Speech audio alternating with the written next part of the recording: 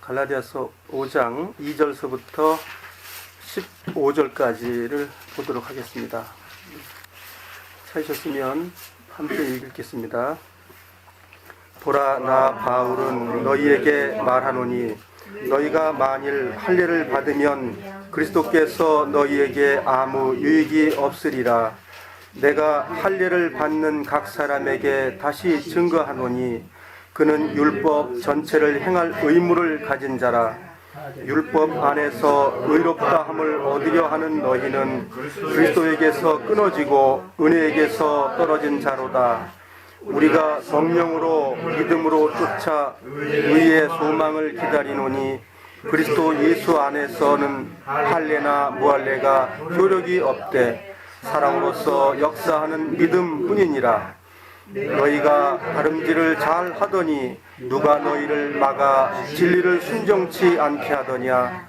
그 권면이 너희를 부르신 이에게서 난 것이 아니라 적은 누룩이 온 덩이에 퍼지느니라. 나는 너희가 아무 다른 마음도 품지 아니할 줄을 주 안에서 확신하노라. 그러나 너희를 요동케 하는 자는 누구든지 심판을 받으리라. 형제들아, 내가 지금까지 할례를 전하면 어찌하여 지금까지 핍박을 받으리요. 그리하였으면 십자가에 거치는 것이 그쳤으리니 너희를 어지럽게 하는 자들이 스스로 베어버리기를 원하노라. 형제들아, 너희가 자유를 위하여 부르심을 입었으나 그러나 그 자유를 육체의 기회를 삼지 말고 오직 사랑으로 서로 종로로 타라. 온 율법은 내 이웃 사랑하기를 내 몸과 같이 하라 하신 한 말씀에 이루었나니 만일 서로 물고 먹으면 피차 멸망할까 조심하라. 갈라디아서는 은혜와 율법을 변증론적으로 설명하는 성경입니다. 이 말씀을 통해서 저희들이 교훈받고자 하는 것은 무엇이냐면 세상에 종교적인 행위로서 구원받은 이후의 삶은 아무 가치가 없고 구원받은 이후에 주님의 성령으로 우리가 살아갔을 때 성령의 열매가 열려서 주님의 영광이 나타나고 우리는 그로 인해서 주님 앞에 상급받는 그리스도인들이 된다는 것입니다. 그래서 어떻게 해서 우리의 육신을 부정하며 어떻게 해서 주님의 믿음으로 살아가는지를 우리 함께 공부하고 있습니다. 오늘은 5장 1절은 원래 그 전단락에 이어진 건데 그 4장의 마지막 절이 사실은 5장 1절입니다. 이제 5장 2절서부터 말씀을 교제하도록 하겠습니다.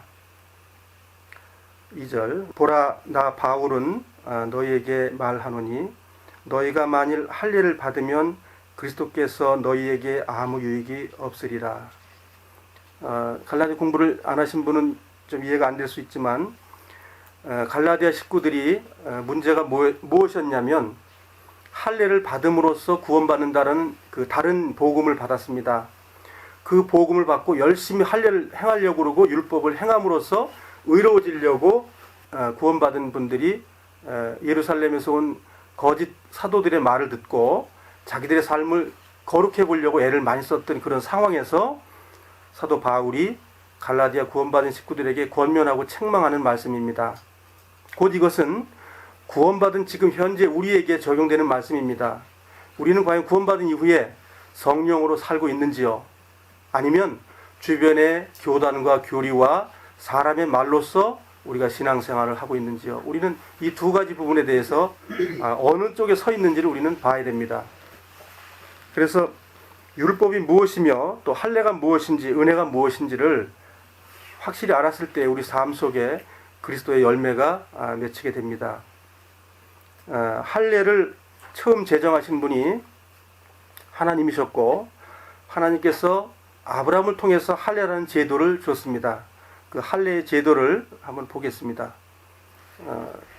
창세기 17장에 처음에 아브라함에게 할례를 주는 장면이 나옵니다. 17장 9절로 14절까지 같이 읽겠습니다.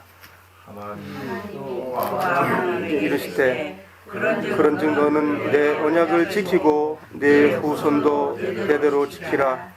너희 중에 남자는 다 할례를 받으라. 이것이 나와 너희와 너희 후손 사이에 지킬 내 언약이니라. 너희는 양피를 베어라. 이것이 나와 너희 사이에 언약의 표징이니라. 대대로 남자는 집에서 난 자나 혹 너희 자손의 이방 사람에게서 돈으로 산 자를 물어나고 난 지 8일 만에 할례를 받을 것이라. 너희 집에서 난 자든지 너희 돈으로 산 자든지 할례를 받아야 하리니 이에 내 언약이 너희 살에 있어 영원한 언약이 되려니와 할례를 받는 아니한 남자 곧 그 양패를 베지 아니한 자는 백성 중에서 끊어지리니 그가 내 언약을 배반하였음이니라. 예.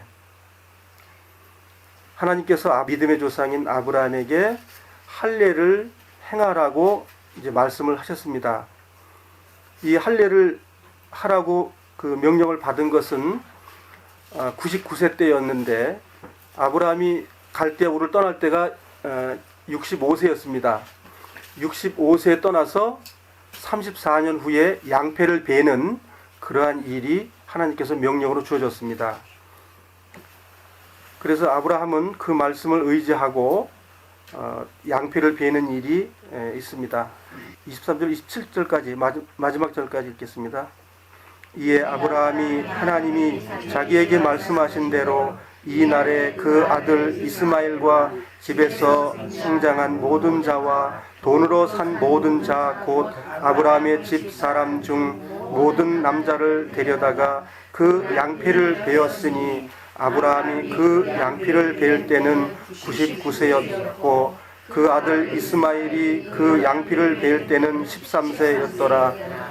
당일에 아브라함과 그 아들 이스마엘이 할례를 받았고 그 집의 모든 남자 곧 집에서 생장한 자와 돈으로 이방 사람에게서 사온 자가 다 그와 함께 할례를 받았더라. 자, 이제 아브라함께서 하나님의 명령을 받고 바로 순종을 했습니다. 아들을 낳겠다고 했을 때에 35년 동안 기다렸고 아브라함이 인간의 생식할 수 있는 능력을 다 잃어버린 이후에 하나님께서 아들을 주겠다고 말씀하니까 아브라함이 웃었습니다. 그래서 아브라함은 그 자기 육신의 방법으로 다메섹에서 데려온 종을 아들 삼아 주십시오 이렇게 했지만 하나님은 내시에서 낳아야 된다.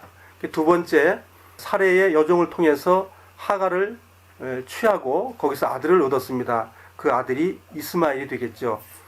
그 이스마엘을 통해서 아들을 얻겠다고 하나님께 또 구했으니까 하나님께서는 그도 아니라고 그랬습니다. 틀림없이 아들은 아들인데 첩에서 얻은 아들, 종에서 낳은 아들은 하나님 원치 아니하신다는 겁니다. 그리고 이제 99세 때 양피를 베고 아브람이라는 이름을 아브라함이라고 이름을 바꿔주셨고 그리고 사레라는 이름을 사라로 이름을 바꿔주셨습니다.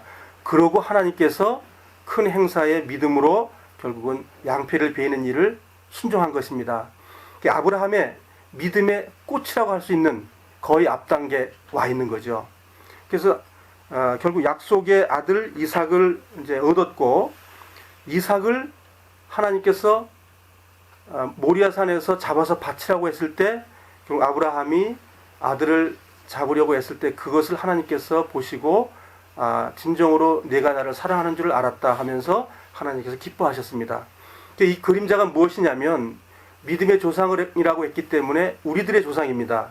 우리가 구원받은 이후에 믿음이 왔고 그 믿음이 온 분들이 이루어져야 될 믿음의 길입니다. 이것이 우리도 이 시점 어딘가에는 우리의 신앙이 있습니다. 갈대아우를 떠나서 아버지와 함께 사는 장소가 있을 것이고 또 앞이 안 보이지만 헤매고 있는 사람도 있을 것이고 또 이것이 주님의 열매라고 해서 해봤더니 하나님은 아니라고 말하고 또 이것도 열매라고 해보니 그것도 아니고 나중엔 주님이 원하는 믿음으로 한 것만 열매가 되지 육신을 제 아무리 아름답게 꾸미고 제 아무리 열정을 들여도 하나님은 받지 않으신다는 겁니다. 이 말을 결국은 아브라함에게 할례라는 걸 주셨는데 우리는 믿음의 조상 아브라함을 정확하게 알지 않고서는 우리의 믿음을 굳건하게 할 수가 없습니다. 또한 하나님이 기뻐하시는 믿음도 우리는 소유할 수가 없는 것입니다. 신명기 10장을 한번 보겠습니다. 신명기 10장 16절을 같이 한번 읽어보시겠습니다. 그러므로 너희는 마음에 할 일을 행하고 다시는 목을 곧게 하지 말라. 창세기에 나와 있는 것은 육신의 양피를 베는 것을 말을 했고, 애굽을 나와서는 마음에 할 일을 행하는 것으로 바뀌었습니다.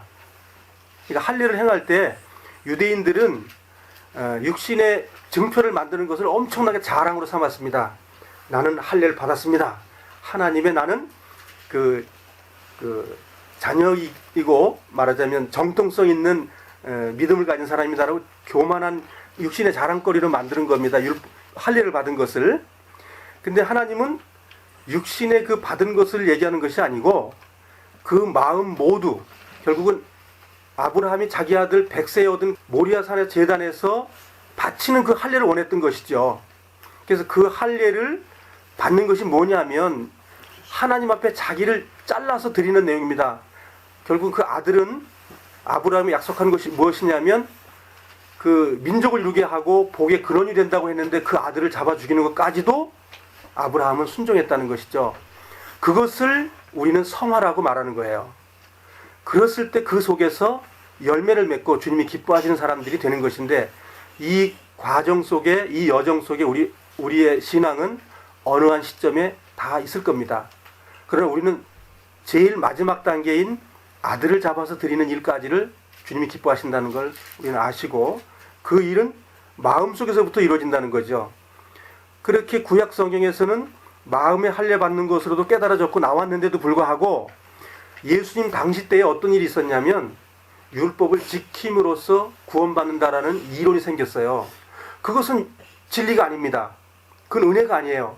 이 사람들 스스로가 율법이라는 걸 지킴으로써 의로워지려고 육신에게 그 교만함을 나타내기 위해서 일주일에 2번씩 금식하고 또 11조를 내고 육신의 외형적으로 보이는 것 가지고 천국 가려고 했던 분들이 예루살렘의 종교 지도자들이었다 그거예요. 또 그분들이 그것을 가르쳤고, 그 상황에서 예수님이 이 땅에 오셔가지고 은혜를 베풀고 믿음으로 구원받고 믿음으로 천국 간다는 걸 가르쳤더니 유대 종교 지도자들은 예수님을 죽이게 된 것이죠. 그래서 그걸 배척을 했기 때문에 그 배척이 이방인들에게는 구원이 이루어지게 된 그러한 원인이 됐죠. 우리에게는 복이 됐고 그네들에게는 책망이 된 거죠. 구약 성경에 나와 있는 것은 은혜입니다. 이것은 원래 복음은 갈대아 우르를 떠날 때 복음이 주어졌고요. 그 복음은 계속 이어졌습니다. 가나안 땅을 들어가기 전에도 율법이 있기 전에도 은혜가 있었습니다. 은혜는 처음서부터 그리스도가 에덴 동산서부터 양을 잡아서 피를 흘려서 옷을 입은 그 은혜는 그것은 지금까지 이어지는 것이고, 그 율법이라고 하는 광야 생활 속에서 그때 광야를 걸어가는 그리스도인들에게 죄를 짓지 않도록 육신을 신뢰하지 않는 것을 알 수 있도록 주신 법이 율법입니다. 근데 그 율법을 가지고 결국은 천국 가는 것으로 바꿔버린 것이 유대 종교 지도자들의 결국은 종교가 된 것이죠. 그래서 지금도 그와 마찬가지로 많은 구원받은 그리스도인들이 삶 속에서 신앙생활을 하는 것이 아니고, 그러니까 믿음의 생활을 하는 것이 아니고 종교 생활을 우리가 하고 있다는 거죠. 우리가 복음을 전하는 것도 마찬가지고 주님을 위해서 열심히 산다는 것도 종교가 될 수 있다는 거죠. 그럼 할례는 구약 성경에 나타난 할례는 그렇게 해서 우리에게 주어진 것이고, 신약의 할례는 뭐라고 말하는지, 예수님 오신 이후에 할례를 어떻게 말하는지를 보겠습니다. 로마서 2장을 보겠습니다. 28절 29절을 읽겠습니다. 대저 표면적 유대인이 아니요 표면적 육신의 할례가 아니라 오직 이면적 유대인이며 할례는 마음에 할지니 신령에 있고 의문에 있지 아니한 이것이라. 그 칭찬이 사람에게서가 아니요 다만 하나님께로서니라. 그러면 여기서 좀 전에 우리 봤지만 할례는 마음이 할지니, 유대인들이 할례를 받았다고 그래가지고 그것을 하나님 앞에 구원받는 증표로 말했지만 성경은 뭐라고 말하냐면 그것은 아닙니다 라고 말하는 거죠. 할례는 마음에 받기 위해서 그림자로 줬습니다 라고 말하는 겁니다. 유대인들은 할례 받은 걸 가지고 엄청나게 자랑을 하고 구원받은 이제 이방인들을 굉장히 핍박했던 도구로 사용했습니다. 너희들도 구원받았어? 할례 받아야 돼. 할례 받아야 구원받는 거야. 그래서 그것이 맞는 줄 알고 사람들이 했는데 그걸 왜 했느냐? 자랑하고 싶어서 했다는 거죠. 구원받은 이후에. 즉 이건 무슨 뜻이냐면 구원받은 이후에 육신으로 열심히 하면 내가 하나님이 기뻐하시는 삶을 살 수 있을 것이다 라고 착각을 하는 것이죠. 성경은 그렇게 안 돼 있다는 겁니다. 로마서 3장 30절만요. 할례자도 믿음으로 말미암아 또는 무할례자도 믿음으로 말미암아 의롭다 하실 하나님은 한 분이시니라. 자, 그러면 할례가 구원의 조건이 아니라고 말씀을 하고 있는 거거든요. 근데 갈라디아 식구들은 할례 받으면 구원받는다라고 그 이론을 받아들였어요. 구원받은 이후에. 그래서 할례 안 받은 것도 괜찮고 할례 받은 것도 아무 관계없고 믿음으로 구원받는 것 외에는 없다라고 얘기를 하고 있는 거거든요. 그래서 할례 받았다는 그 아브라함에게 준 것은 영적인 의미의 표현이 있는 것이지 꼭 육체에 잘랐다고 그래가지고 그것이 하나님이 원하는 것이 아니다라고 신약 성경에 말하고 있는 겁니다. 골로새 2장 11절 찾으셨으면 함께 읽어보시겠습니다. 또 그 안에서 너희가 손으로 하지 아니한 할례를 받았으니 곧 육적 몸을 벗는 것이요 그리스도의 할례니라. 자, 이게 구원받은 거로 생각하시면 안 됩니다. 또 그 안에서 너희가 손으로 하지 아니한 할례를 받았으니 곧 육적 몸을 벗는 것이요 그리스도의 할례니라. 아브라함이 구원받은 것은 갈대아 우를 떠날 때 구원받은 것입니다. 할례를 받은 것은 하나님 앞에 온전한 제사를 드릴 수 있는 장성한 어른이 됐다는 겁니다. 내가 아들을 낳았다면 아들이 아버지를 봉양할 수 있고 돈도 벌고 그럴 위치에 성장되어 있다는 걸 말하는 것입니다. 이것은 여기에 영적, 육적 할례를 받지 못한 사람도 있고 받은 사람도 있다는 것입니다. 다 받은 게 아니고 예수 그리스도 안에서 너희가 손으로 하지 아니한 할례를 받았으니, 지금 이 골로새서 있는 이 식구들에게는 이 그리스도의 할례를 다 받았다고 바울이 인정해 준 거예요. 그럼 그게 무슨 뜻이냐면 골로새 사람들은 육신의 힘으로 살지 않고 성령의 믿음으로 살아갔다는 거예요. 그걸 사도 바울이 말하고 있는 거예요. 지금 우리에게 사도 바울이 나타나서 말한다 그러면 아마 이렇게 말할 거예요. 손으로 하지 않은 할례 받은 사람도 있고 받지 않은 사람도 있을 것이다, 이렇게 말할 거라고요. 근데 성경은 다 이렇게 받기를 원하시는 주님의 갈망이 있으신 거예요. 그럼 할례를 받아야 되는 이유가 뭐냐 이거예요. 왜 할례를 받아야 되냐? 안 받으면 좀 어떠냐? 마음의 할례를. 구원을 받았지만 육신의 생각이 남아있어요. 육신은 내가 주님을 위해서 이렇게 살고, 내가 이렇게 죄 안 짓고, 내가 남을 사랑하고, 내가 형제를 사랑하고, 내가 하는 것을 주님이 기뻐하지 않는다는 거예요. 주님이 우리 속에서 역사에서 일하시길 원한다는 거죠. 빌립보서 3장 3절을 보시겠습니다. 찾으셨으면 함께 읽으시겠습니다. 하나님의 성령으로 봉사하며 그리스도 예수로 자랑하고 육체를 신뢰하지 아니하는 우리가 곧, 자, 육체를 신뢰해야 될까요? 이 말씀을 우리가 깨달아야 됩니다. 깨달아야 된다는 건 뭐냐면 이제는 앞으로 내가 육체로 신뢰하는 건 안 하겠습니다. 주님의 성령으로 내 안에 오셔서 성령께서 이끌어 주십시오. 나는 주님의 도구로서만 있지 주님을 끌고 다니는 앞에 내가 이끌어 리더자는 되지 않겠습니다라고 말하는 고백입니다. 그렇게 되는 것이 육적 할례를 받은 사람들이라는 거죠. 근데 내가 좀 잘난 것이 있으니까 내가 육체로 뭘 좀 하겠습니다. 내가 주님을 위해서 내 재산이 있으니까 좀 내놓겠습니다. 그런 거 필요 없다는 거예요. 주님이 준 것만큼 우리 순종하라는 거죠. 형제가 어려움에 처해 있으면 형제를 사랑해야 되는 것이기 때문에 내 물질도 좀 내놔야 되겠다. 주님이 역사에서 이루어지는 것을 열매라고 합니다. 야곱이요, 환도뼈가 부러졌습니다. 걷지를 못하니까 환도뼈가 부서지고 하나님의 영과 싸웠는데도 불구하고 이겼다고 하나님은 칭찬해 줬어요. 그것이 무엇이냐면 이제 부서졌기 때문에 이제는 완전한 승리에 온 겁니다. 그때부터 하나님이 뭘 줬냐면 지팡이 하나를 주게 됩니다. 지팡이 하나를 짚고 생을 마감할 때까지 지팡이의 이끌림을 받고 살아요. 찔뚝 하면서. 무엇이냐면 지팡이가 없으면 야곱의 삶은 아무것도 없는 거예요. 육신이 완전히 부서졌습니다. 야곱은. 주님이 준 그 지팡이는 시편에 있는 말씀처럼 주의 지팡이와 막대기가 나를 안위하시나이다. 나를 이끌어가는 겁니다. 그것이 주님의 성령이 인도하는 것을 예표로 주는 거기 때문에 우리는 어느 날 환도뼈가 부러지는 그러한 고통과 내가 주님께 드려지는 일이 있지 않고서는 그것이 아브라함의 이삭 아들을 드리는 것하고 같은 내용입니다. 우리 삶 속에서도 사도 바울이 말하는 건 뭡니까? 육적 할례를 받는 그 부분에 대해서는 무엇이냐 하면 마음의 할례를 받아야 된다. 마음의 할례를 받은 자는 뭐냐면 내 생각, 내 모든 것이 주님 앞에 완전히 드려졌다는 겁니다. 완전히 드려진 사람은 그 다음서부터는 자기가 존재하지 않습니다. 이제 내가 하는 것이 아니고 결국 로마서 8장이 이루어지는 겁니다. 성령의 생각만 존재하고 행동도 성령이 원하는 것만 하는 겁니다. 그렇기 때문에 죄를 이기는 삶이 그때부터 시작되는 거예요. 그 성화가 이루어지지 않고서는 죄와 싸우는데 못 이깁니다. 그러나 그 자기 속에서 성령이 와서 역사하면 죄를 이기는 힘이 그때부터 발동합니다. 내가 사는 것이 아니기 때문에. 사도행전 7장을 보시겠습니다.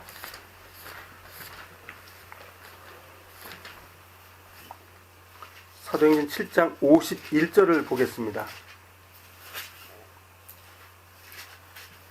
사도행전 7장 51절 다 한 목소리 읽어보시겠습니다.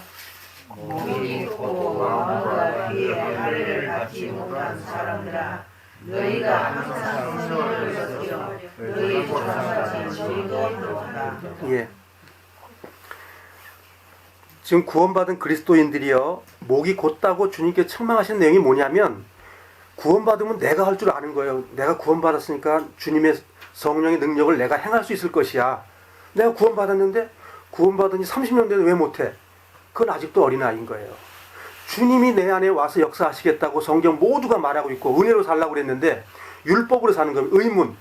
율법이라는 법조항에 의해서 너 사랑해, 너 죄 짓지 마, 너 음행하지 마, 이런 법으로 산다 이거예요. 구원받은 사람들이. 그렇게 하지 말고 성령이 내 안에서 역사하는 그 힘으로 너희들 살아가 보라고 성경은 말하고 있는 것입니다. 우리 갈라디아서 2장 20절을 한번 보겠습니다. 성령께서 탄식하면서 우리를 위해서 기도하시는 게 무엇이냐면 주님께서 하시겠다는 거예요. 우리 안에 역사하셔서 들어오셔서. 근데 우리는 주님 가만히 계셔 보세요. 내가 할 테니까요. 내가 할 수 있다니까요.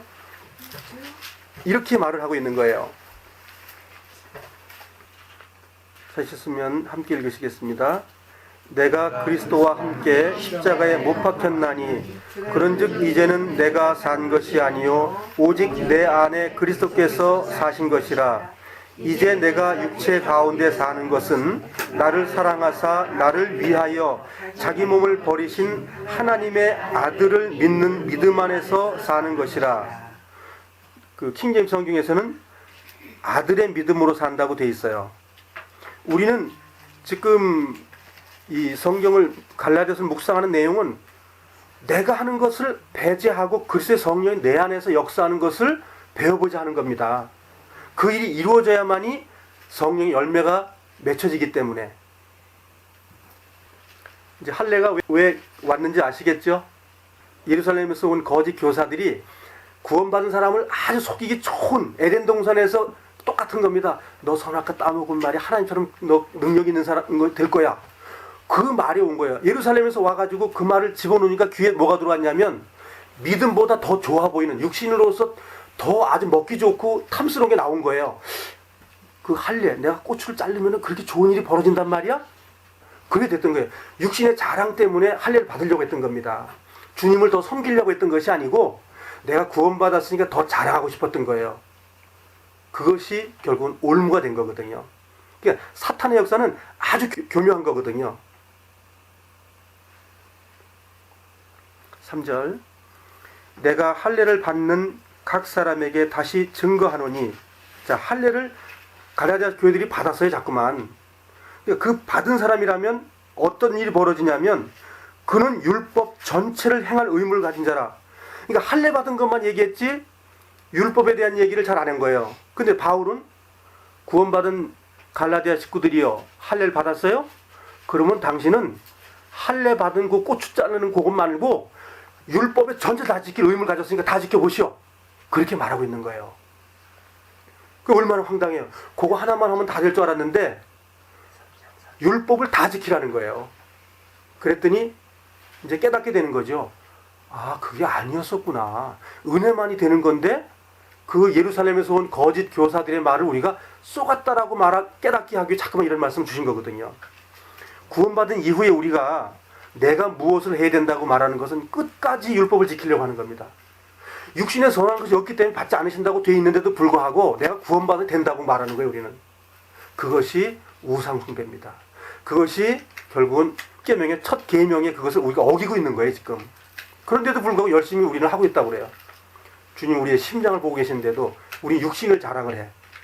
주님은 육신을 본다고 말하지 않고 우리의 심장을 보신다고 그랬는데, 4절 율법 안에서 의롭다함을 얻으려 하는 너희는 그리스도에게서 끊어지고 은혜에게서 떨어진 자로다. 육신으로 아무리 살아보려고 해도 하나님은 거기서 열매를 받지 않는다. 이제 그 말씀하고 있는 거예요. 그 육신의 열매를 이따가 보겠지만 우선 마태복음을 우리가 한번 보겠습니다. 마태복음 7장을 보시겠습니다.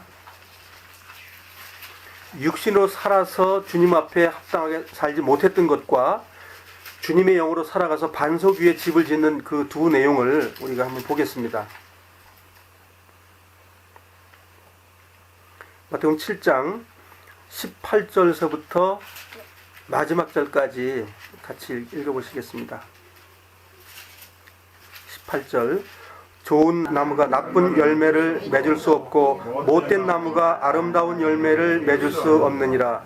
아름다운 열매를 맺지 아니하는 나무마다 찍혀 불에 던지우느니라. 그러므로 그의 열매로 그들을 알리라 하더라.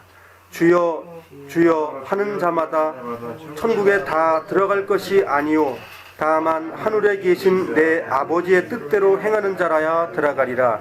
그날에 많은 사람이 나더러 이르되 주여 주여 우리가 주의 이름으로 선지자 노릇하며 주의 이름으로 귀신을 쫓아내며 주의 이름으로 많은 권능을 행치 아니하였나이까 하리니, 그때에 내가 저희에게 밝히 말하되 내가 너희를 도무지 알지 못하니 불법을 행하는 자들아 내게서 떠나가라 하리라. 그러므로 누구든지 나의 이 말을 듣고 행하는 자는 그 집을 반석 위에 지은 지혜로운 사람 같으리니, 비가 내리고 창수가 나고 바람이 불어 그 집에 부딪히되 무너지지 아니하나니 이는 주초를 반석 위에 놓은 연고요 나의 이 말을 듣고 행치 아니하는 자는 그 집을 모래 위에 지은 어리석은 사람 같으리니, 비가 내리고 창수가 나고 바람이 불어 그 집에 부딪히되 그 무너짐이 심하리라. 예, 여기까지 읽겠습니다. 여기는 구원받은 그리스도인들의 두 가지의 신앙의 예표를 지금 두고 있습니다. 근데 여기는 구원받지 않는 복음 전할 때 그 생각은 여기 넣지 마시고, 이건 복음 전하는 말이 아니기 때문에 신앙 생활이 육신으로 사는 그 생활은 불로 심판을 받는다는 거죠. 지옥 간다는 말은 아닙니다. 이건 불의 심판, 불심판 받는 사람이 몇 명 있죠? 성경에 나타난 사람들 중에서요. 불 가운데 나타난 시험이 소돔과 고모라가 불 가운데 심판받는 걸 예표로 주고 있습니다. 또 노아의 홍수 때도 물심판이나 불심판이나 같은 심판의 개념이 같습니다. 신앙인을 당금질하기 위해서 또 그 삶을 살아갔던 것에 조명하고 계산할 때에 두 가지 중에 한 가지라는 거예요. 중간은 없다는 겁니다. 그래서 여기는 뭐라고 말하냐면 좋은 나무와 나쁜 나무가 있다는 거예요. 구원받은 신앙인이 그러니까 좋은 나무는 구원받은 나무요, 나쁜 나무는 구원받지 않은 나무요. 그게 아니고 육신으로 사는 그 나무는 나쁜 나무예요. 이 육신의 속성 자체는, 육신의 아비는 마귀이기 때문에 여기서는 좋은 열매가 안 맺습니다. 그런데 주님의 옷을 입고 주님께 따라서 이끌려간 그 생활은 열매가 두 가지 대비법으로 나타내주고 있습니다. 그래서 여기 이제 20절에 보시면 이러므로 그의 열매로 그들을 알리라. 나더러 주여 주여 하는 자마다 천국에 다 들어갈 것이 아니요. 결국 하나님의 왕국에서 상급이 없다고, 유업이 없다는 말입니다. 하늘에 계신 내 아버지의 뜻대로 행하는 자라에 들어가리라. 자, 이것은 성화의 문제입니다. 하나님의 뜻이 무엇이냐면 지팡이의 이끌림을 받고 결국은 막대기와 그 안위인을 받지 못한 사람들은 결국은 주님의 뜻대로 사는 게 아니에요. 주님의 뜻은 아까 갈라디아 2장 20절을 봤잖아요. 주님의 성령이 내 안에서 믿음으로 역사하겠다고 한 거예요. 그런데 우리는 우리가 해보겠다고 하는 사람들의 그 내용을 보자고요. 22절 그날에 많은 사람이 나더러 이르되, 그날이 그리스도의 심판대입니다. 그리스도 심판대 가가지고 그러는 거예요. 주님의 이름으로 다 했다는 겁니다. 우리가 주의 이름으로 선지자 노릇하며 주의 이름으로 귀신을 쫓아내며 주의 이름으로 많은 권능을 행치 아니하였나이까 하리니 그랬어요. 했다는 거예요. 구원받고 나서 이 땅에서 나 했습니다. 뭐 구자도 하고 물건도 많이 팔고 예배당 짓는데 헌금도 하고 빚도 내가지고 하고 다 했다는 겁니다. 전도 집회할 때마다 내가 시간 내서 참석을 했고요. 다 했다는 거예요. 그러나 주님의 성령 이름으로 했느냐는 겁니다. 주님의 일에 주님의 참석을 했느냐, 사람 일에 사람으로 참여했느냐, 그걸 얘기하는 거예요. 복음이 전해졌어도 사람이 할 수 있어요. 자기의 힘으로. 성경은 그걸 말하는 것이 아닙니다. 온 천지 모두가 다 주님이 하시겠다는 겁니다. 우리가 믿음만 있으면 주님이 역사한다는 거예요. 주의 이름으로 귀신을 쫓아내며 주의 이름으로 많은 권능을 행치 아니하였나이까 하리니 그때 내가 저희에게 밝히 말하되 내가 너희를 도무지 알지 못하니 불법을 행하는 자들아 내게서 떠나가라. 불법이 뭡니까? 주님의 믿음으로 살라고 했는데 내 믿음으로 살고 육신의 본능인 속성으로 살았는데 그것이 불법 아닌가요? 그것이 우상숭배인데 그것이 하나님을 섬기는 게 아니잖아요. 근데 많은 분들은 구원받고 썩고 있습니다. 24절 그러므로 누구든지 나의 이 말을 듣고 행하는 자는 그 집을 반석 위에 지은 지혜로운 사람 같으니 그랬어요. 자, 지혜가 뭡니까? 반석에다 집을 지어야 되니까 반석은 예수 그리스도라고 우리는 다 알고 있죠. 예수 그리스도 위에 반석이 필요하지 이 육신 위에 집을 짓는 건 주님과 아무런 관계가 없다는 겁니다. 고린도전서 3장에 나오는 불심판이 바로 이걸 얘기하는 겁니다. 그날에 공력이 나타나서 불로 태워졌을 때 우리 육신으로 하는 것은 아무것도 안 나타나고 주님의 이름으로 주님의 믿음으로 했던 것만 남아있고 보석과 은과 금으로 우리에게 상급과 유업으로 남는 것이죠. 여기서 결국은 비가 오고 창수가 왔을 때 이 환난과 이 징벌하는 일이 나타났을 때 아무것도 없어진다는 거예요. 다 무너지고 끝난다는 거예요. 남아있는 게 없다는 겁니다. 이것은 우리가 구원받은 이후에 이러한 우리의 책망과 우리의 심판이 있는 걸 안다면 우리의 삶을 과연 어떻게 할 것이냐, 우리는 가슴에 손을 얹고 물어봐야 한다는 거죠. 육신을 신뢰하는 것은 할례를 아직 못 받았다고 하는 거잖아요. 아까 우리 배웠죠. 육신을 신뢰하지 않는 것이 그 영적 할례고 마음의 할례다. 그게 그리스도 할례. 결국 믿음으로 사는 자, 그 일이 우리 삶 속에서 이루어지는 것이 하나님이 승리하는 것이거든요. 다시 본문으로 가겠습니다. 6절 그리스도 예수 안에서는 할례나 무할례가 효력이 없되 사랑으로서 역사하는 믿음뿐이니라. 그리스도의 믿음으로 살아가는 거죠. 할례나 이 종교적인 이 의문을 가지고 우리가 산다는 것은 육신을 점점 더 신뢰하는 것이고 그것으로 주님의 일을 이룬다고 하는 그 종교적인 믿음입니다. 그것은 하나님 앞에 심판받는다는 것이죠. 여기 효력이 없다는 단어를 쓰고 있습니다. 효력. 무가치하다. 할례나 무할례를 받은 것은 아주 가치 없는 건데 너희들이 그 할례를 받음으로써 의로워지고 구원받으려고 그랬어? 라고 책망하는 건데, 우리가 이 말씀을 받아오면 뭐냐면, 그래도 우리 그 교단에서 주님을 얼마나 잘 전하고 있는데, 우리는 주님 성도를 얼마나 잘 섬기고 있는데, 근데 그것이 그리스도냐 이거죠. 그것이 그리스도냐. 교단의 교리냐, 그리스도가 그걸 행하는 일에 우리가 참여했느냐, 그건 따져봐야 됩니다. 7절, 너희가 다름질을 잘 하더니 누가 너희를 막아 진리를 순종치 않게 하더냐. 처음에는 잘했어요. 사도 바울의 함께하는 성령께서 말씀하신 걸 갈라디아 식구들은 잘 따르고 준행을 했습니다. 그런데 그렇게 살다가 예루살렘에서 악한 교사들이 와가지고 악한 씨를 떨어뜨렸더니 그 씨가 달콤했던 겁니다. 그 다름질을 누가 너희를 막았냐. 구원받고 나서 신앙생활을 하는데 누가 우리의 신앙생활을 뺏어갔어요? 주님의 믿음으로 못 가게 한 그런 교단과 교리와 사람이 누굽니까? 사람은 거명할 수 없지만 L이라든가 P라든가 Y라는 사람이 지금 현재 우리 구원받은 많은 사람들을 그렇게 하고 있어요. 그가 어떠한 심판을 받아요? 불 가운데 얻는 그 심판, 슬피 울며 이를 갈며 있는 그 심판을 받게 돼 있어요. 성경은 우리에게 그걸 말씀해 주고 있습니다. 정말 이런 말씀들을 보고 회개했으면 좋겠어요. 얼마나 많은 분들이 순진한 말씀으로 달려가는 것을 못 달려가게 하고 넘어지게 해가지고 이상하게 주님과 멀어지는 삶을 살게 하잖아요. 육신을 더 신뢰하게 만들고 구원받은 이후에. 성경은 정확하게 육신을 신뢰하지 않는 것이 영적 할례고 그리스도의 할례다라고 주님이 기뻐하시는 거라고 말했는데도 불구하고 우리는 육신에서 뭘 하면 그걸 기뻐한다는 거죠. 8절, 그 권면이 너희를 부르신 이에게서 난 것이 아니라. 사도 바울은 율법으로서 의롭다함을 할 수 없지만 너희들이 율법 속에서 할례 그것만 가지고 와서 뭐 의로워지려고 그래, 그런 권면은 아무런 소용이 없는 거다라고 말한 그것, 그 권면이 너희를 부르신 이에게서 난 것이 아니다 이거야. 그렇게 한 것이. 적은 누룩이 온 덩이에 퍼지느니라. 그 할례 받아서 의로워진다는 그 말이 달콤하다는 겁니다. 온 성도들에게 다 퍼진다는 거예요.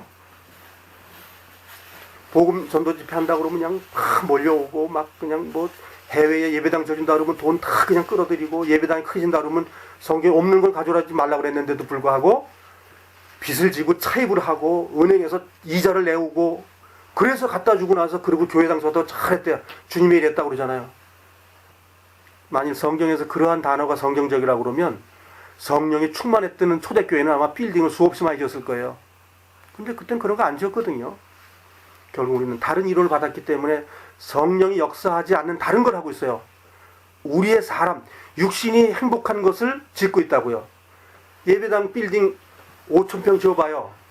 제가 거기 다니는 교인이라고 그러면 거예요. 누구에게 말, 야 우리 저기 다니는 그 5,000평짜리 교회 나 다니는 사람이야. 자기가 영광 받는다니까요. 그리스도가 영광 받는 게 아니고. 성경 어디도 크게 져놓고 거기에서 만족하라는 성경은 없거든요. 성경 어디 봐도 누구 집에 있는 교회, 누구 집에 있는 모임 다 그렇게 말했어요.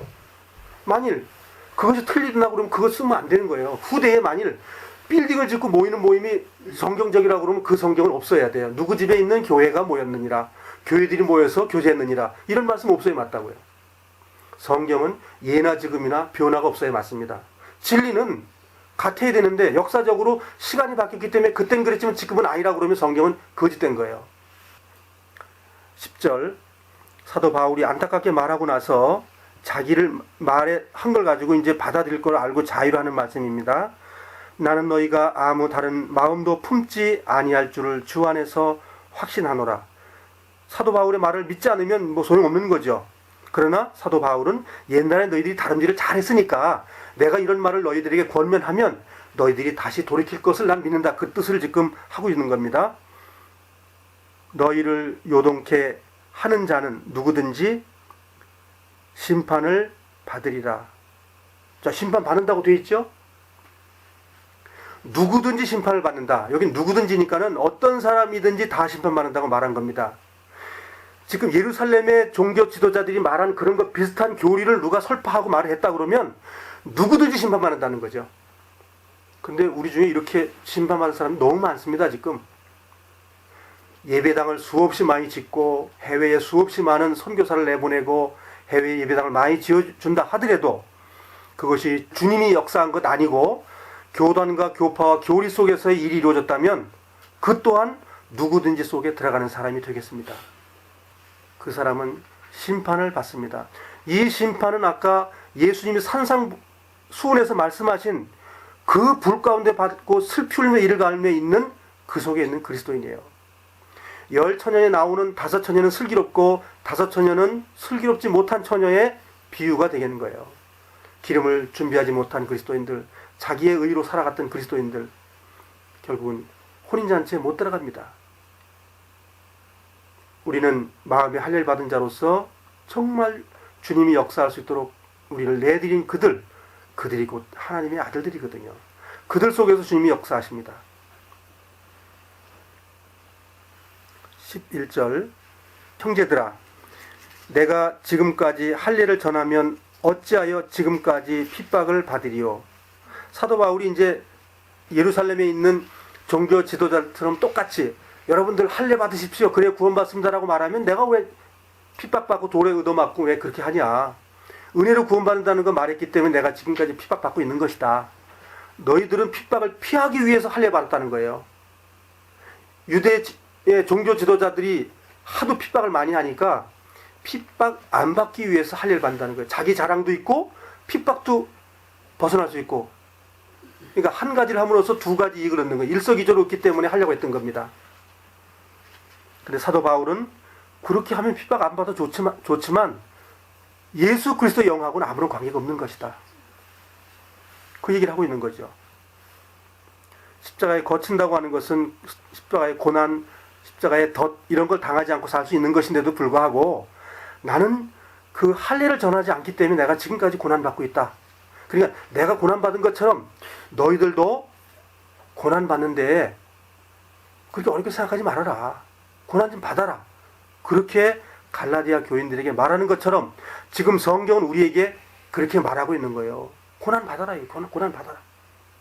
성령의 믿음으로 고난 받으라는 겁니다. 우리에게. 그리하였으면 십자가에 거치는 것이 그쳤으리니 우리는 그치면 안 됩니다. 십자가에 거치는 일이 끝도 없이 일어나야지 끝났다고는 그건 참 괴로운 주님 앞에 책망받는 그리스도인으로서 야단받는 겁니다. 12절 너희를 어지럽게 하는 자들이 스스로 베어버리기를 원하노라. 어지럽힌 자들이 스스로 베어버리기를 원하노라. 그러니까 예를 들어 제가 그 갈라디아 식구들에게 할례 받아야 의로워집니다. 할례 받아야 주님이 기뻐합니다. 이렇게 많이 했다면 이렇게 말하는 사람 스스로가 베어버리기를 원했던 내용이에요. 저한테 하는 말이지 갈라디아에 있는 식구들에게 그걸 잘라버리라는 말이 아니었더라고요. 베어버리는 건 그거였구나. 어느 역본에 보니까 이렇게 되어 있더라고요. 그때 당시에 갈라디아의 지방에는 신을 섬기는 그 속에 그러니까 거세하는 풍습이 있었다고 그래요. 거세를 함으로써 씨를 퍼뜨리지 못하고 그러니까 성경적이지 않는 사람들의 모임에 그런 일이 있는 것을 여기서 비교해서 얘기한 거래요. 그네들처럼 그 열매 맺지 못하는 그런 사람들처럼 그를 스스로 버려버리는 것처럼 해버려라. 그러니까 내가 할례 받아야 하나님의 그 사람이 됩니다. 구원받습니다. 말한 것처럼 네가 그렇게 말해서 할례를 전했으니까 네가 망해라. 할례를 전하면서 의로워진다고 한 사람이 스스로 망해버려라. 이런 뜻이랍니다. 이게 13절 형제들아 너희가 자유를 위하여 부르심을 입었으나 그러나 그 자유로 육체의 기회를 삼지 말고. 예. 지금 이제 서론적인 말은 다 끝났습니다. 이제 율법으로 그러니까 할례를 받음으로 의로워진다는 모든 것은 지금 다 이제 끝났어요. 책망이 끝났고 너희들은 내가 말한 걸 잘 들을 수 있을 것이고 따를 거라는 걸 확신을 하고 그 다음에 준 내용이 뭐냐면 이제 핍박 받으라는 내용을 주셨고 그 다음에 말씀이 이제 또 주어지는 겁니다. 형제들아 너희가 자유를 위하여 부르심 입었나. 이제 율법을 지킴으로써 의로워지지 않다는 걸 네가 알았다면 그게 자유스럽다. 이제 율법의 무거운 그 중한 짐을 벗어버렸으니까 벗어버렸다고 그래가지고 너희들이 경거망동하지 말고 방종하지 말아라. 이제 그 말을 이제 권면의 말씀으로 주시는 겁니다. 그래서 여기는 그러나 그 자유가 뭡니까? 은혜의 자유잖아요. 예수 그리스도 영이 와서 우리가 안식하고 우리가 누릴 수 있는 것, 마음이 할례를 받은 것, 그걸 얘기하는 겁니다. 그 자유로, 지금 말하자면 그 6절을 말하는 겁니다. 그리스도 예수 안에서는 할례나 무할례가 효력이 없되 사랑으로서 역사하는 믿음뿐이니라. 그리스도의 믿음으로 그 믿음, 그 자유, 그 안에 있을 때 그 자유로서 육체의 기회를 삼지 말아라. 너희들이 구원받고 이제 율법을 지키지도 않아도 되고 그렇게 된다고 그래가지고 함부로 살지 말아라. 기회, 죄 짓는 기회를 삼지 말라는 거예요. 자, 육체를 기회를 삼으면 어떤 일이 벌어지냐면 이런 일이 벌어집니다. 5장 19절서부터 21절 19절 21절 같이 읽겠습니다. 이 지금 육신으로 육체의 기회를 삼으면 이거 나오는 거예요. 육체를 기회 삼으면 읽어보실까요? 육체의 일은 현저하니 곧 음행과 더러운 것과 호색과 우상숭배와 술수와 원수를 맺는 것과 분쟁과 시기와 분냄과 당 짓는 것과 불리함과 이단과 투기와 술취함과 방탕함과 또 그와 같은 것들이라. 예, 거기까지요. 지금 육체의 기회를 삼으면 이게 나와요. 구원받은 이후에 육체를 내가 율법 안 지켜도 돼 이제. 그러니까 내 이웃의 아내를 탐하지 말아라. 그걸 지키려면 힘들거든요. 근데 이제 이 율법을 지키지 않고 은혜법이 있다고 하니까 뭐 도둑질도 좀 하지 뭐 남한테 삥땅 좀 하지. 남이 좋은 물건 훔쳐오지. 기회를 삼으면 그렇다 이거예요. 그러나 그렇게 하지 말아라. 그렇게 말하는 거거든요. 이 말씀은. 그리고 후반부에 말씀하시는 것은 오직 사랑으로 서로 종로로 타라. 여기 오직 사랑입니다. 여기 내가 열심으로 사랑하라고 되어 있나요? 성경은 명확하거든요. 우리 능력이 없다는 걸 성경은 처음부터 말하고 있어요. 근데 구원받고 난 사람들이 잘못 교육을 받아놔가지고 구원받았으니 열심히 해야 된대. 돈도 열심히 내고 땅 사는 데도 꼭 해야 된대. 물건 파는 데 꼭 해야 된대. 또 교회당 지는 데 꼭 헌금해야 된대. 마음에 꼭 찢어가지고 해야 된대. 그건 율법입니다. 그건 종교의 행위입니다. 그거는 절간을 질 때 시주하는 것과 조금 더 다를 바가 없습니다. 여기는 오직 사랑으로. 사랑이 우리 건가요? 주님 것입니다. 주님의 사랑이지 내 사랑이 아니라고요. 그렇다 그러면 주님의 사랑으로 서로 종로로 타라. 우리가 잘 아는 요한복음을 한번 보겠습니다. 요한복음 13장. 우리는 성화된 사람이라면, 마음의 할례가 받아진 사람이라면 이 말씀이 이루어집니다. 주님께서 하실 일이기 때문에 그래요. 우리가 이루는 것이 아니고 그리스도 영이 내 안에 와서 이루어질 수 있는 것이 34절이 이루어집니다. 읽어보시겠습니다. 새 계명을 너희에게 주노니 서로 사랑하라. 내가 너희를 사랑한 것 같이 너희도 서로 사랑하라. 예수님이 어떻게 사랑했어요, 우리를? 근데 우리는 어떻게 살아야 돼요, 그러면요? 근데 내 육신을 자랑하고 내 육신을 움츠리고 내가 손해볼 때 도망가고 싶은데 그게 됩니까? 안 되잖아요. 안 되는 거예요. 근데 주님의 성령이 내 안에서 나를 주장하시고 나를 주님께 맡기면 주님이 그 일을 할 수 있어요, 없어요? 바로 그거예요. 주님은 그걸 얘기하는 거지. 뭐 입에 붙어 있는 무슨 사도 신경을 암송을 하고 주기도문을 암송. 그게 암송이 아니고 살면서 주님이 나타났을 때 주기도문도 이루어지고 사도 신경도 이루어지는 거예요. 그냥 그것을 주장하는 게 아니고. 주님은 말하는 걸 오직 다른 거 다 필요 없다는 거죠. 오직 사랑으로 서로 종로로 타라. 주님은 이렇게 큰 말씀을 우리에게 교훈을 주고 계셔요. 주님도 하시겠다는 거예요. 야곱 우리에게 견본 주셨잖아요. 막대기 딱 던져주고 또 결국은 다윗에게 또 교훈 주셨잖아요. 결국은 지파이가 막대기가 나를 안위하시나이다 끌고 가잖아요. 결국은 바울도 뭐랬어요? 나는 날마다 죽노라. 자기를 포기한 삶 속에 그리스도가 열매를 맺었잖아요. 그것을 주님은 우리에게도 지금 원하고 그렇게 되길 원하시는 거거든요. 그래서 주님이 갈급한 심령으로 하나님 앞에 제사 드려주는 내용 중에 하나가 그거예요. 14절 온 율법은 내 이웃 사랑하기를 내 몸과 같이 하라 하신 한 말씀에 이루었나니. 자, 이 사랑이라는 게 내 이웃 내 몸과 같이 사랑하라가 그 단어가 광야에서만 나온 건가요? 광야에서 나와가지고 6개월 만에 이 율법을 받았는데 그럼 그때만 처음 내 이웃 내 몸과 사랑하라 그때 처음 나왔나요?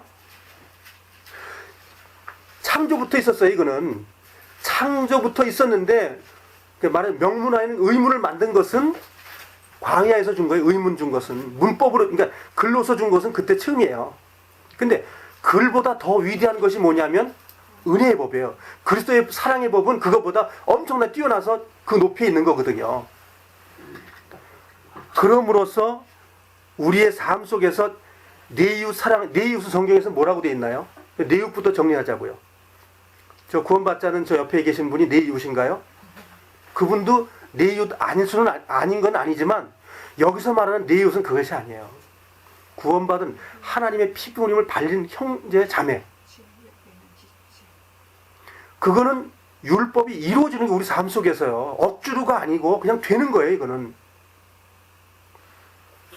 그래서 예수님은 뭐라고 말씀하셨냐면 율법을 내가 완성하러 왔다. 폐하러 오지 않았다.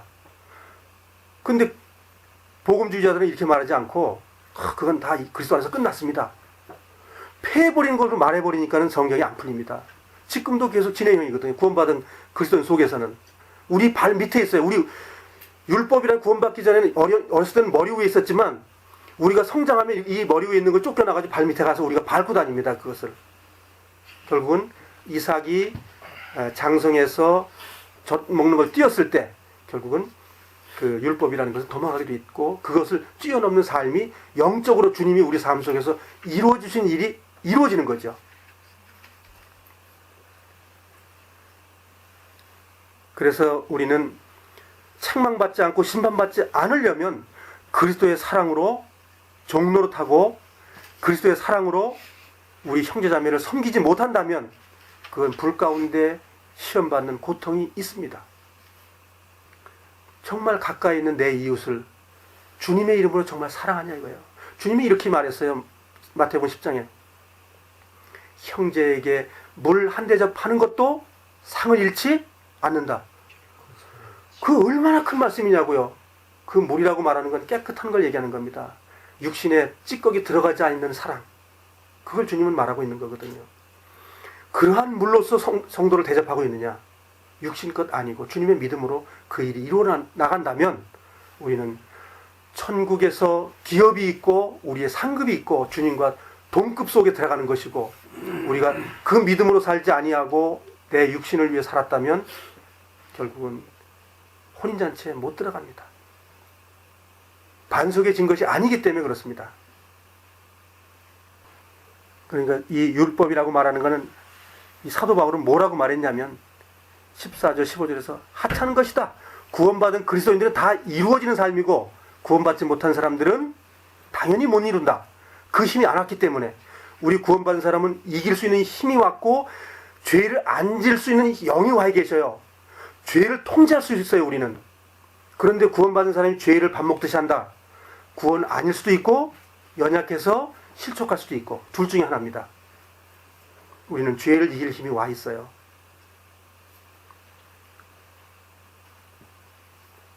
15절 만일 서로 물고 먹으면 피차 멸망할까 조심하라. 자, 구원받은 그리스도인들에게 지금 갈라디아 식구들에게 이제는 거의 마무리 단계에 들어가는 겁니다. 너희들이 과거에 그랬었는데 이제는 율법이 이런 것이었어. 주님의 사랑으로 살아야 되는데 너희들이 잘못 사는 거야.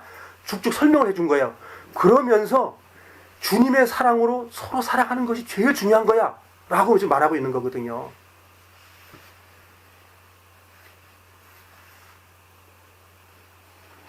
그러니 우리는 이 말씀을 통해서 이제 교훈받을 수 있는 것이 무엇이냐면 육신의 옷을 입고 사는 그리스도인들은 육신의 열매가 아까 5장 19절로 21절인 열매가 이거 열매입니다. 지금 열매가 맺어 있는 겁니다. 아까 나쁜 열매 나왔죠? 참 우리 저 마태복음 아까 7장 봤잖아요.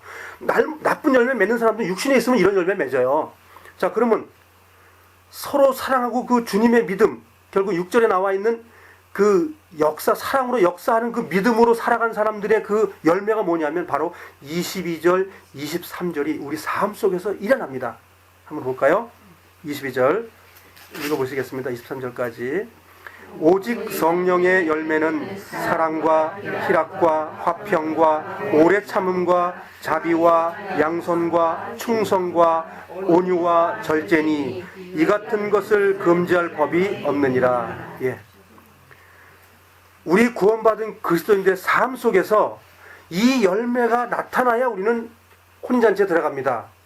이 열매가 맺어야만이 창수가 나고 범람하고 그 하나님의 불심판이 일어날 때에 우리는 굳건히 서서 보석과 금과 은으로 우리는 주님 앞에 상급으로 남는 거예요. 그런데 이것이 이 열매를 그렇다고 그래요. 구원받은 사람은 그냥 이게 된다고 생각을 해요. 그게 아니라 주님이 내 안에서 통제가 되고 내가 주님 앞에 십자가에 포기된 사람만 이게 열매가 열립니다. 내 열매는 정해져 있어요. 육신의 열매는 아까 봤잖아요. 15가지 다음에 뭐가 있냐면 그와 같은 것들이라는 것이 또 나와 있어요. 16가지입니다. 16가지보다 더 많은 거죠. 따지고 보면. 우리의 삶에서 그러한 열매가 맺는 것, 그 우리가 하는 행동이 복음을 전하는 것이고 형제를 사랑하는 것이라고 하더라도 그것이 내 육체에서 나온 것이 내 혈육에서 나왔다면 하나님과 아무 관계없는 것입니다. 주님은 우리 속에서 역사해가지고 우리를 통제하고 구원받을 때 새 영이 왔고 혼이 통제받고 육체가 통제받기를 원하셔요. 주님은. 육체가 통제받는 그 마지막의 믿음은 무엇이냐면 모리아산에 아들을 갖다 바치는 것이 내 이 육체를 갖다가 모리 안에서 지금 잡는 것하고 똑같은 겁니다. 그 받아지면 그때부터 하나님과 뭐가 되냐면 동행하는 거예요. 하나님이 나하고 내가 하나님이 되는 겁니다. 그 위치에 주님께서 인정해 주셔요. 그래서 에녹이 하나님과 300년 동안 동행함으로 지내다가 하나님이 데려가 버렸어요. 우리의 삶도 똑같이 있습니다. 구약에만 그런 것이 있고 신약이 없다. 그럼 성경이 거짓말이 된다니까요. 우리는 이 말씀이 그때는 직접 말씀을 주셨죠. 지금은 이 성경이라는 이 글로서 하나님 존재하면서 우리에게 주셨다고요. 지금이 하나님에게 제일 좋은 세상입니다. 지금보다 더 좋은 세상은 없어요. 완벽하게 성경이 만들어져 있는 이 시점에서 우리는 성경을 들어서 말씀을 배울 수가 있어요. 주님의 소리를 들을 수 있어요. 그런데 귀 안 기울여요. 묵상도 안 하고 성경도 펼쳐보지 않고 내가 주님을 사랑한다고 그래요. 그런 위선적인 신앙이 어딨냐 이거죠. 시간을 많고 텔레비전 앞에서 몇 시간 쳐다보면서 주님의 성경을 안 보고 주님보다 더 우리가 귀하게 여기는 것을 내려놨을 때 그것이 모리 안에서 나를 칼로서 잘라서 말씀의 칼로 자르는 거거든요. 그것이 나를 자르는 것이 모리아 산에서 칼로 아브라함이 자른 거 똑같은 거예요. 우리는 그렇게 매일매일 잘라져야 돼요. 그래야 하나님은 우리를 향해서 기뻐하시고 그 제물을 받으시는 거거든요. 그럼 우리 삶 속에서 고난과 날마다 이 말씀으로 그 잘라지는 그 경험을 하고 계시냐 이거예요. 그러한 삶이 우리의 삶 속에 이루어질 때 하나님의 영광이 나타나고 결국 소금과 빛이라는 그것은 존재하는 거예요. 그러나 주님의 사랑으로 하지 못하면서 빛이 어디 있어요? 주님의 사랑으로 주님의 힘으로 하지 않으면서 짜게 하고 골고루 하는 것이 어디 있어요? 그것은 주님의 임재를 나타내고 주님이 우리 삶 속에서 주인 돼서 행해지고 이루어질 것을 말씀하고 있는 것이지 우리의 것은 아니라는 것이죠. 그래서 오늘은 이 말씀으로 교제를 마치고요. 정말 주님으로 살기를 원합니다. 또한 이렇게 모인 것이 주님이었으면 좋겠습니다.